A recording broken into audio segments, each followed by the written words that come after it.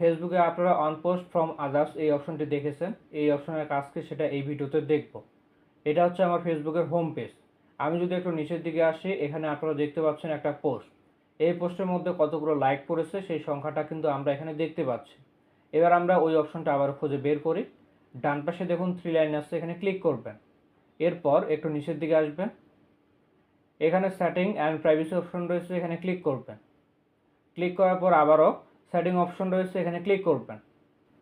এবার একটু নিচের দিকে আসি, নিচের দিকে লক্ষ্য করুন এখানে রিঅ্যাকশন প্রিফারেন্স অপশন রয়েছে, এখানে ক্লিক করবেন। ক্লিক করার পর দেখতে পাচ্ছেন অপশনটা আমরা পেয়ে গেছি। এই অপশনটা আমার ফেসবুক আইডিতে অফ করা আছে। অপশনটা অন করলে কী হবে, অফ রাখলে কী হবে সেটা এখন আপনারা বুঝতে পারবেন।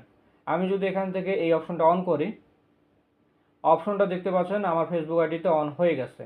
এবার আমরা কি করব, এখান থেকে ব্যাকে আসব। আমি আমার ফেসবুকের হোম পেজে ব্যাক আসলাম। এবার পেজটা একবার রিফ্রেশ করে নিই। আবার একটু নিচের দিকে আসি, এই যে দেখতে পাচ্ছেন এখানে একটা পোস্ট।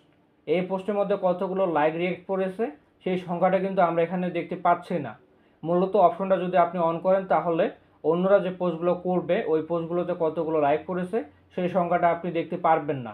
আপনি চাইলে অপশনটা আপনার ফেসবুক আইডিতে অন করতে পারেন, অথবা আপনি চাইলে আপনার ফেসবুক আইডিতে অপশনটা অফ রাখতে পারেন।